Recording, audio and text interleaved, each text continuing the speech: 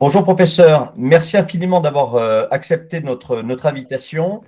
Ma première question concerne en fait le grand professeur de médecine que vous êtes. Dans votre domaine, on sait que les publications scientifiques sont importantes. Est-ce que vous pouvez nous rappeler à quel point et pourquoi leur augmentation vous semble intéressante? Bien, merci Jérôme, merci pour l'invitation. Je suis très honoré d'être ici en tant que pionnier de la Révolution. Effectivement, les publications sont très importantes dans notre domaine d'activité. Moi, j'ai une triple casquette. Je suis soignant, donc j'opère des gens. Je suis enseignant, donc je fais des cours à la faculté. Et je suis chercheur. Les deux dernières sont bien sûr liées. L'enseignement et la recherche, on enseigne sur ce lequel on a recherché. La recherche, c'est fondamental et les publications sont fondamentales dans notre activité pour plusieurs raisons. Certaines sont avouables et d'autres un peu moins. Donc, je vais commencer par les avouables et on ira vers les inavouables après. D'abord, c'est la recherche de l'excellence. On fait ce métier-là pour apporter le mieux qu'on peut aux patients. Donc, il faut sans cesse améliorer nos pratiques, se remettre en question, sortir des dogmes établis, comprendre ce qui se passe, tout ça pour, in fine, améliorer le soin aux patients. Et ça passe par la recherche et ça passe par la publication. Parce qu'une recherche n'est bonne, n'est intéressante que si elle est publiée, parce qu'elle peut être consultée par tout le monde, qui aura peut-être une autre idée ou qui aura peut-être des suggestions à faire et qui va faire améliorer les choses de manière importante. Donc, la recherche, oui. La publication pour la faire connaître, oui. Et c'est dans le but de recherche d'excellence. Il y a des raisons qui sont un peu moins avouables. On a une valorisation de la recherche par rapport au nombre de publications. Donc, vous me direz que c'est deux domaines qui sont très proches, mais peut-être un peu différents. C'est-à-dire que la recherche ne mène pas toujours à une publication, alors qu'en général, les publications sont issues de la recherche. Et pour valoriser le temps qu'on passe à faire ça, on a une dotation d'État en fonction du nombre de publications qu'on fait et de la qualité des publications qu'on fait. C'est là aussi un cercle vertueux parce que plus je fais de publications, plus mon service est valorisé, de l'argent, pour pouvoir entraîner de nouveaux protocoles de recherche qui sont aussi coûteux et qui sont autofinancés par ce qui a été fait par les publications précédentes. Et en fait, le moins avouable du tas, c'est ce que disent les anglo-saxons publish or perish, c'est-à-dire qu'on est dans un monde très compétitif et on se compare en fait entre nous. Et donc celui qui en a le plus, eh ben, c'est celui qui en a le plus.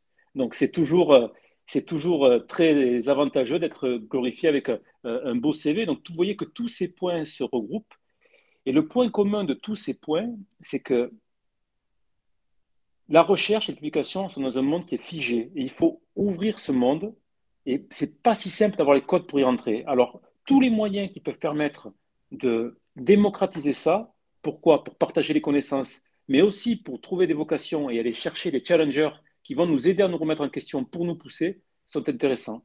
Et donc, le système de révolution, de l'audio-augmentation, c'est exactement dans cette mouvance qu'il faut aller. On communique de toutes les manières qu'on peut. Les publications scientifiques, c'est assez dur à lire. Donc, on passe à l'étape d'après. On donne envie aux futurs chercheurs de venir se renseigner sur ce qui est dans l'article. Donc concrètement, justement, vous, ce que vous attendez de cette augmentation, c'est finalement participer à l'excellence, à la reconnaissance et au fond à gagner d'une certaine façon cette bataille et de la pédagogie et de l'extension de l'audience de vos travaux et de ceux de vos collègues. Exactement. Et ce n'est pas de l'extension de l'audience que dans un but purement narcissique. C'est vraiment pour ouvrir le débat à différentes personnes qui peuvent être concernées et qui peuvent apporter leur pierre à l'édifice et devenir des challengers dans ce monde que je rappelle est un peu figé pour pouvoir apporter une nouvelle inspiration. Exemple typique, je discutais lors d'une consultation d'un projet de recherche qu'on a sur un logiciel qui aide à accompagner le patient. Le monsieur n'était pas du tout de la branche. Il a entendu qu'on en parlait, il m'a ouvert les esprits sur certains points, et donc on a pu changer le, le prisme de la recherche, et on a fait quelque chose d'un peu plus euh, ouvert, plutôt qu'un problème purement médical, et donc on a mieux exploré le problème problématique qu'on avait rencontré. Il faut faire connaître les choses. Il faut faire connaître les choses pour le service dans lequel on est, savoir montrer qu'on fait de la recherche. Il faut faire connaître les choses pour susciter des vocations et que les gens viennent et surtout que toutes les idées arrivent pour qu'à la fin, on améliore le soin aux patients. Et tous les moyens sont bons. Et c'est vrai que le côté, la stimulation auditive, elle n'existe quasiment pas dans le domaine de la recherche. C'est-à-dire qu'on lit des papiers, c'est compliqué, il y a des codes de lecture pour y rentrer. Avant qu'on comprenne l'histoire qui est derrière et de le lire facilement, il faut en avoir lu beaucoup. Et je pense qu'il y a un certain nombre de collègues qui ont dû être découragés par les 4 ou 5 premiers qu'ils ont lus et qui ne sont pas passés plus loin.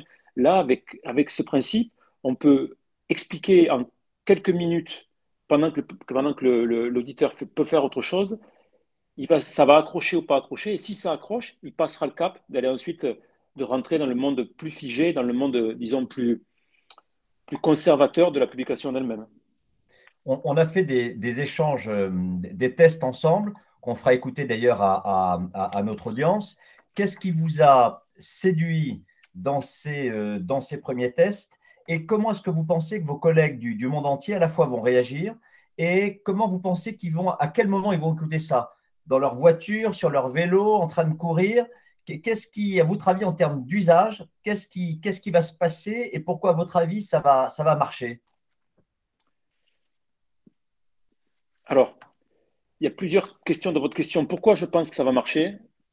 Parce que c'est une nouvelle forme de simulation et que ça va ouvrir l'esprit à des gens qui vont vouloir venir se renseigner sur ce sujet-là.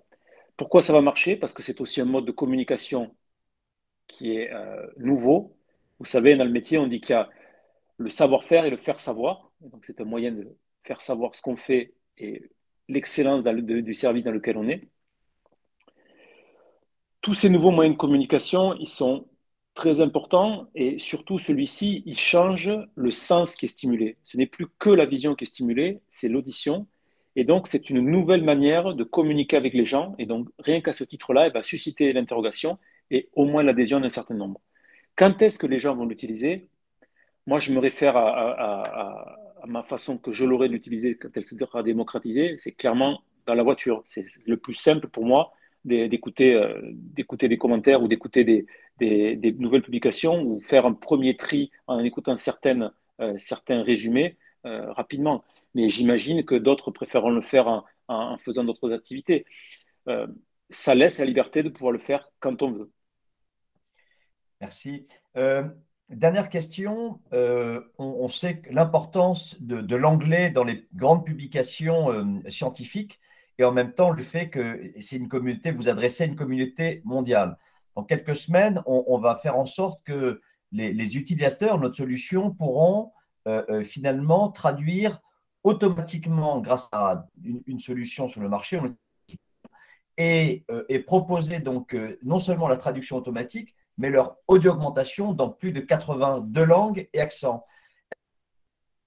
C'est un gadget parce que tout le monde parle anglais, ou est-ce que là encore, ça peut, à votre avis, participer comme un levier stratégique, une façon supplémentaire d'accroître l'audience, l'intérêt que suscitent vos travaux? Alors, moi, je trouve cette évolution fondamentale, quasiment au même niveau que l'évolution, que la première évolution Révolution. L'anglais, c'est dans le même ordre d'idée que ce que je vous disais tout à l'heure. Ce monde-là, il est très conservateur, il est très anglo-saxon, on parle tous en anglais, mais ça met déjà une deuxième barrière. Il y a la première barrière qui est la première de la sémantique de recherche qui est un peu compliquée au début, et la deuxième barrière qui est la langue. Alors que je pense qu'il y a plein de gens qui ont de très bonnes idées, mais qui sont peut-être pas à l'aise en anglais et peut-être pas à l'aise avec cette façon de communiquer qui est assez rigoriste, avec des cadres très définis.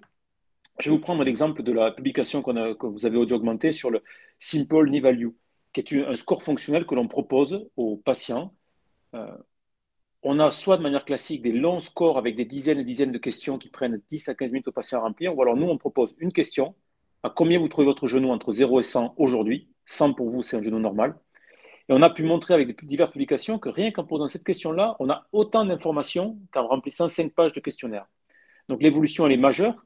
Et une des premières retombées qu'on a eues auxquelles on ne s'attendait pas, c'est justement des gens qui nous ont contactés en nous disant, c'est génial, on a pu le traduire dans notre langue, c'est une seule question, et ça a fait avancer beaucoup de choses, parce que du coup, ils vont le valider dans leur langue à eux, et c'est comme ça que les choses avancent. Et le fait que les gens puissent communiquer dans leur langue native ou qu'on ait une traduction plus simple, c'est toujours plus facile de réfléchir dans sa langue maternelle que déjà d'avoir à traduire. Il faut déjà avoir un certain niveau d'éducation ou en tout cas un certain background en anglais pour savoir arriver jusque-là.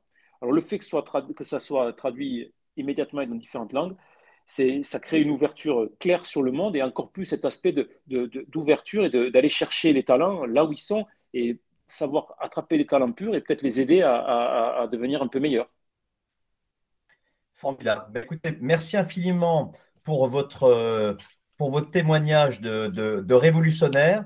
Et étant toulousain, je me réjouis infiniment que la ville va encore plus rayonner dans le monde avec Airbus, le Stade toulousain et ses brillants professeurs de médecine audio augmentée. Merci infiniment. Merci à vous.